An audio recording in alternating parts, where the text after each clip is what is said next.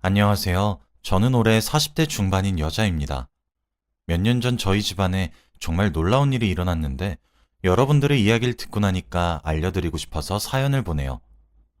저는 결혼을 했었다가 지금은 이혼하고 혼자서 살고 있습니다. 지금 생각해도 전 남편과 저 사이에 아이가 없는 게 천만다행이란 생각이 드네요. 저는 어렸을 때 평범한 집안에서 자랐어요. 외동딸이었는데 어머니는 직장을 다니셨고 아버지는 사업 준비를 하셨죠. 밖에서 돈을 버는 사람은 어머니밖에 없으셨기에 어머니가 생활비와 아버지 사업 자금까지 다 대주셔야 했습니다. 그런데 아버지의 사업이 한 번에 성공하면 몰라요. 사업은 몇 번이나 실패했습니다. 저희 집은 빚이 잔뜩 쌓여갔고 결국 어머니는 집을 나갔죠. 아버지는 어머니를 붙잡지 않았습니다.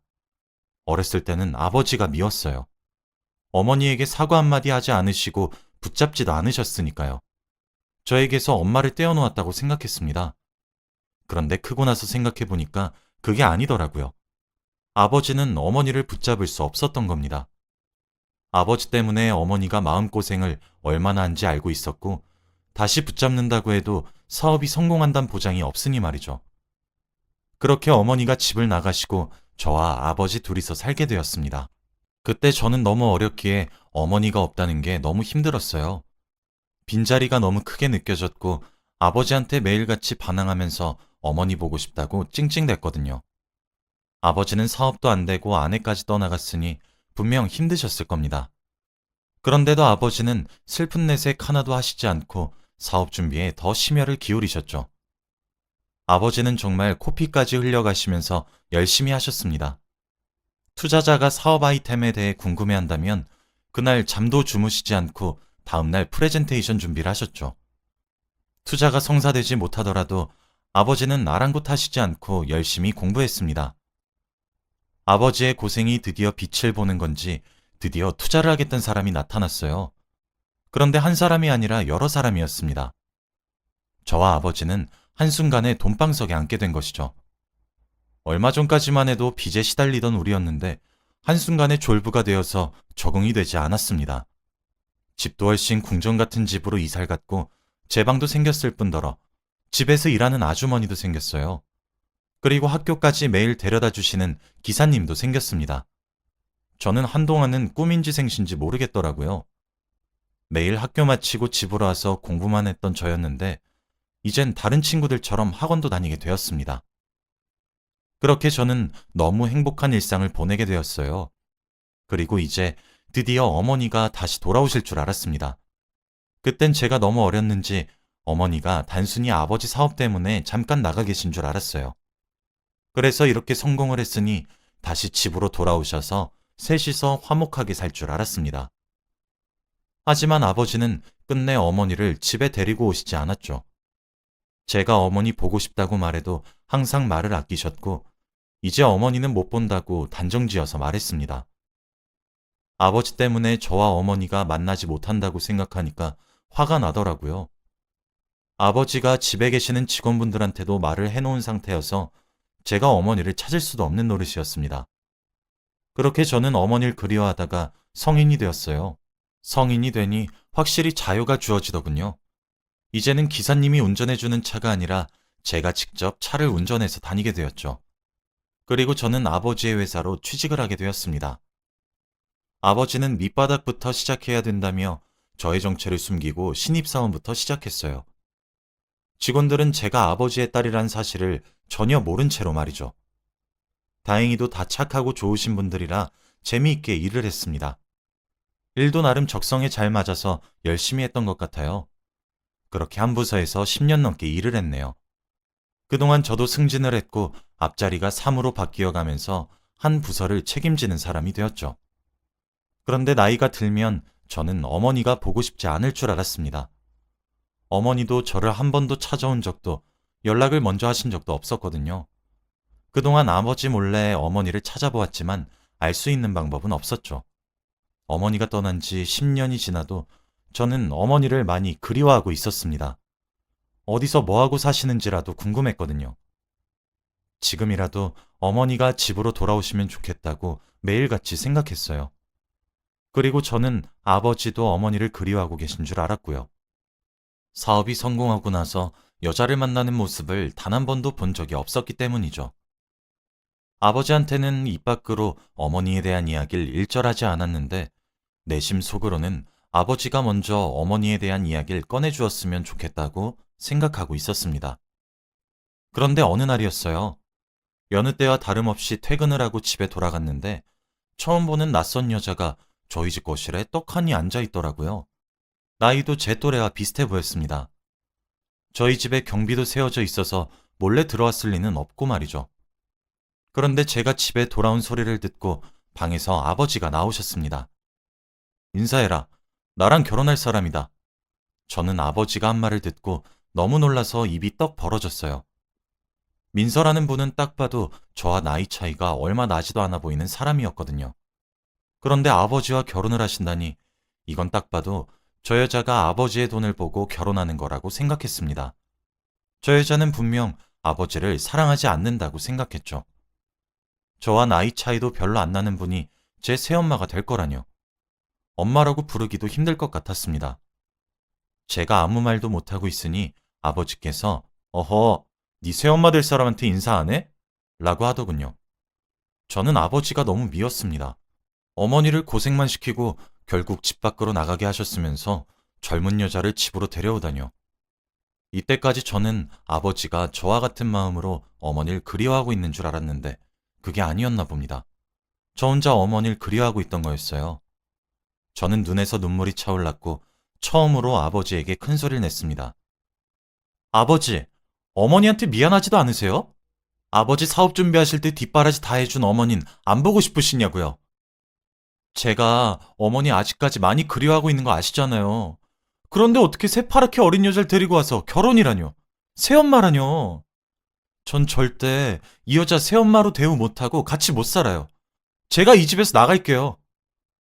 저는 아버지의 대답도 듣기 전에 방으로 들어가서 짐을 대충 챙긴 뒤 집을 나섰어요.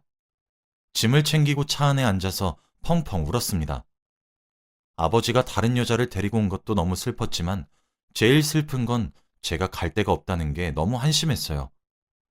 성인이 되자마자 아버지 회사에 들어가서 일을 했고 아버지가 하라는 대로 했으니까요. 이 차도 이 옷도 이 신발도 전부 다 아버지한테서 얻은 거니까 너무 화가 났습니다. 제가 스스로 잃은 게 하나도 없었죠. 제 자신한테 너무 화가 나서 눈물이 멈추지 않았어요. 저는 대충 회사 근처 호텔에 장기 투숙을 하기 시작했습니다.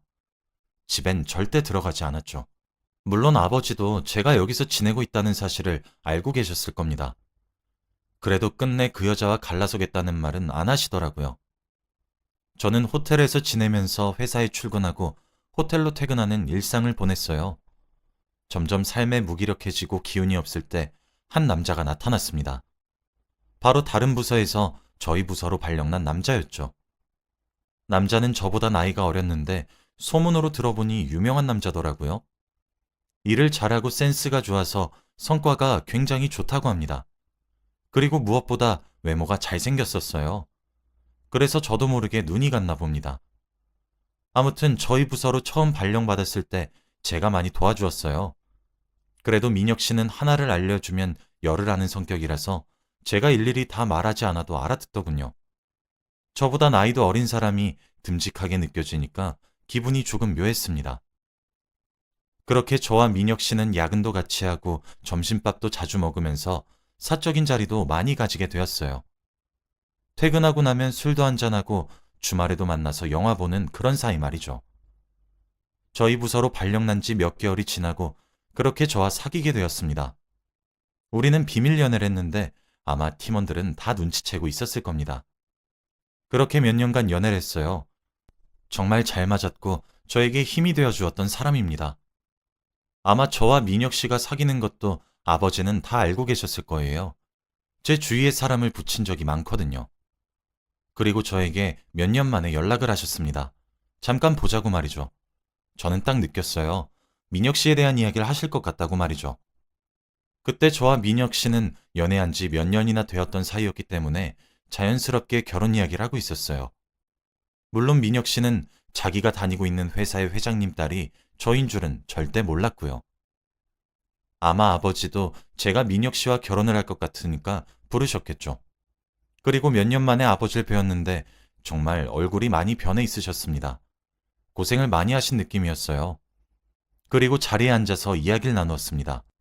그런데 아버지는 제가 의자에 엉덩이를 닿자마자 너 지금 만나고 있는 남자랑 결혼은 안 된다 라고 하셨어요. 저에게 아무 이유도 말해주시지 않고 대뜸 결혼은 안 된다고 하니까 너무 당황스럽더군요. 그래서 왜 그러냐고 물어보니 답변이 너무 어처구니 없었습니다. 단순히 민혁 씨 집안의 형편이 좋지 않아서 안 된대요.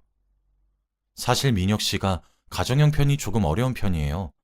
그래서 믿을 사람이 대기업에 들어간 민혁 씨밖에 없었고 말이죠. 아버지는 이제 자리에서 물러나셔야 할 때가 됐는데 그러면 아버지의 자리를 민혁 씨가 하게 될 건데 그러면 돈 좀 있고 많이 배웠던 사람이면 좋겠다고 하더라고요. 돈을 안 만져본 사람이 갑작스럽게 큰 자리에 올라가면 정신을 못 차린다고 하면서 말이죠. 저는 평생을 아버지가 하라는 대로 살아왔어요. 그런데 이번만큼은 왠지 모르게 그렇게 하기 싫더라고요. 아버지가 민혁 씨와의 결혼을 반대하시니 오기가 생겨서 오히려 더 결혼을 빨리 하고 싶어졌습니다. 그래서 아버지에게 싫다고 말을 했어요. 아버지, 민혁 씨 그런 사람 아니에요. 그럼 아버지는 가정 형편이 안 좋은 그 여자를 왜 집사람으로 데리고 온 거예요? 제 인생 제가 알아서 살 테니 저한테 이래라 저래라 하지 마세요. 저는 이 말을 남기고 자리를 떴습니다. 그리고 저는 민혁 씨에게 찾아가 모든 사실을 다 말했어요. 제가 어떤 집안의 딸이고 새엄마로 온 사람은 어떤 사람인지 전부 다 말이죠. 민혁 씨는 듣는 내내 충격을 받은 듯한 표정이더라고요. 그래서 결혼은 물 건너간 줄 알았습니다. 근데 그게 아니더라고요. 갑자기 제 손을 턱 잡고는 우리 결혼하자 라고 했습니다.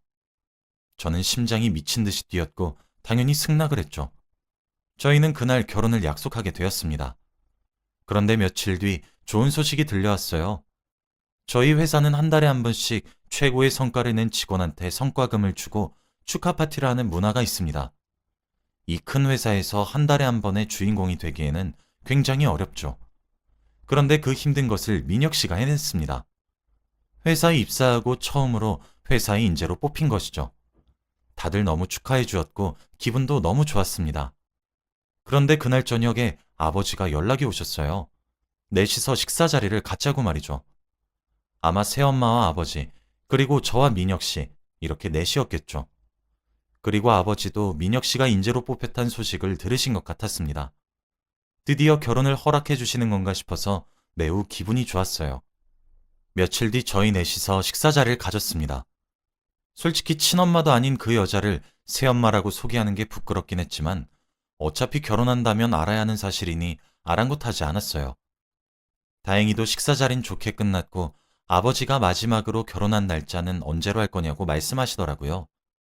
바로 저와 민혁 씨의 결혼을 허락하신 거였습니다. 저는 하늘을 날 듯이 기뻤고 최대한 빨리 결혼식을 올리기로 했죠.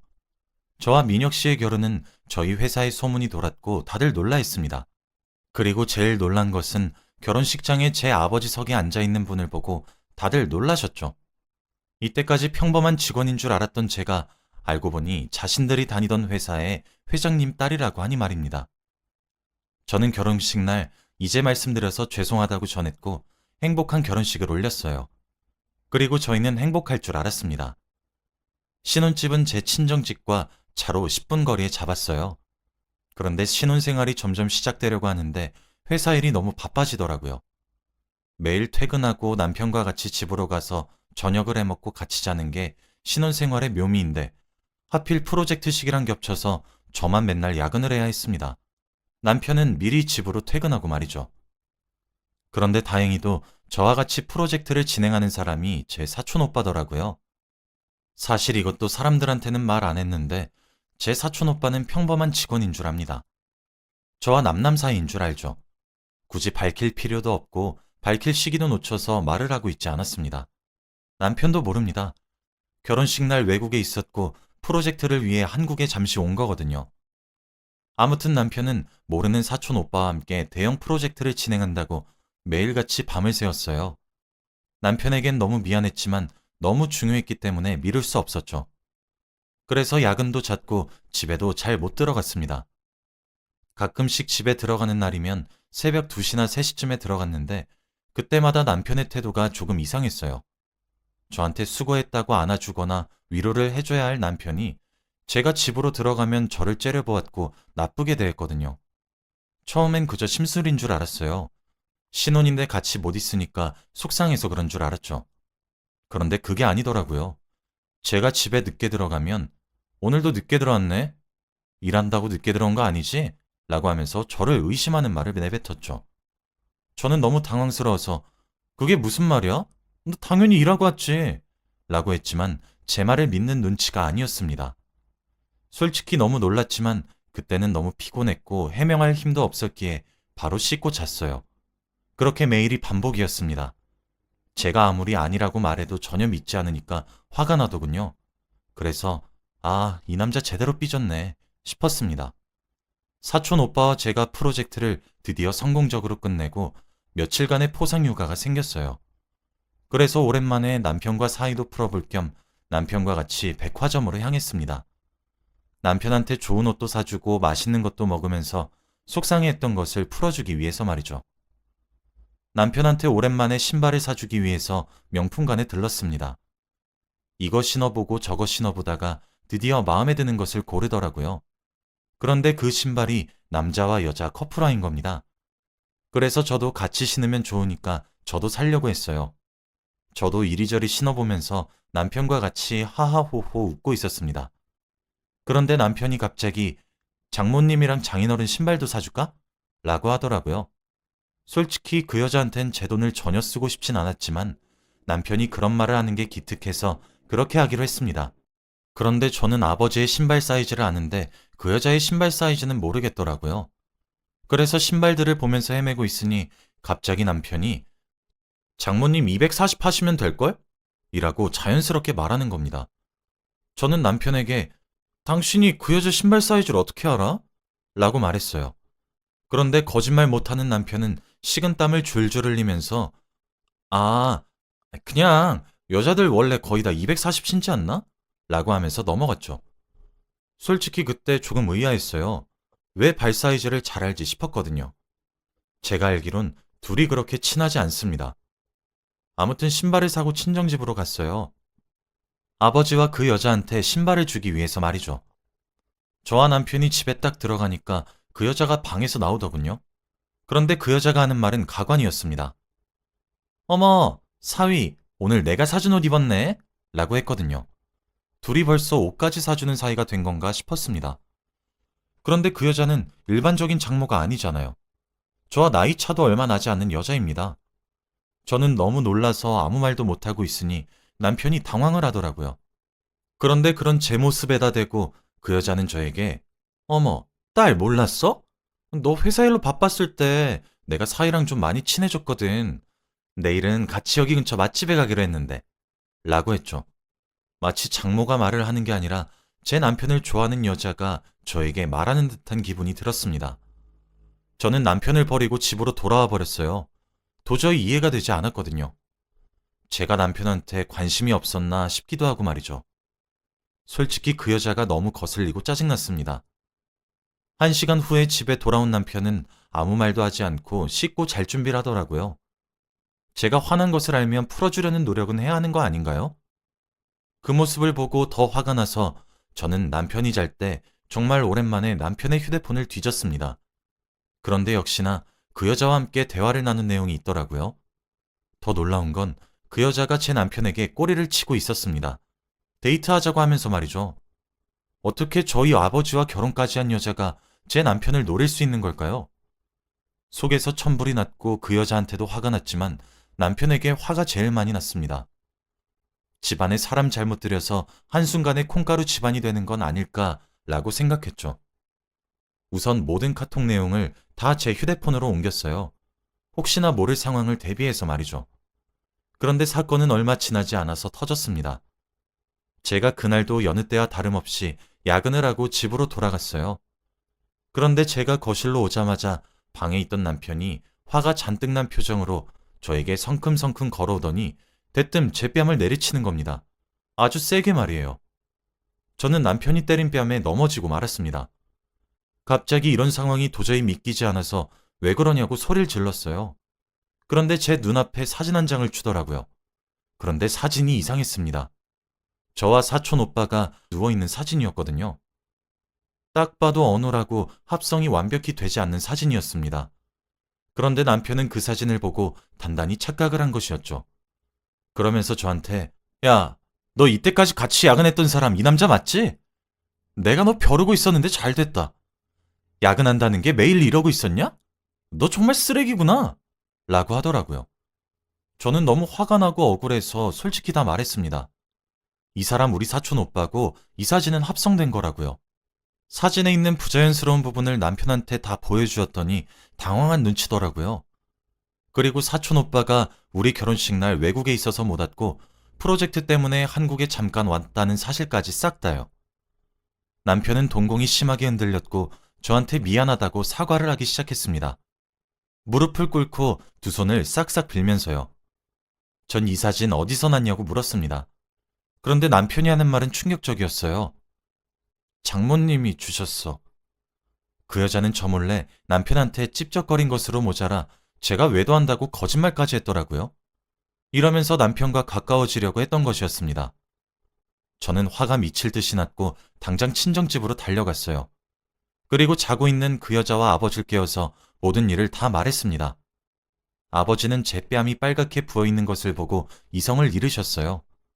아버지는 그 여자와 남편의 뺨을 때렸고 그들은 경비들한테 쫓겨났죠. 그 여자는 쫓겨나는 내내 아버지에게 미안하다고 죄송하다고 다신 안 그러겠다고 했지만 아버지는 절대 듣지 않았습니다. 저는 아버지도 미웠어요. 그 여자를 집에 들인 사람이 바로 아버지니까요. 그들을 쫓아내고 아버지와 저는 30분간 아무 말도 하지 않았습니다. 정적이 흘렀죠. 근데 처음으로 아버지께서 말을 꺼냈습니다.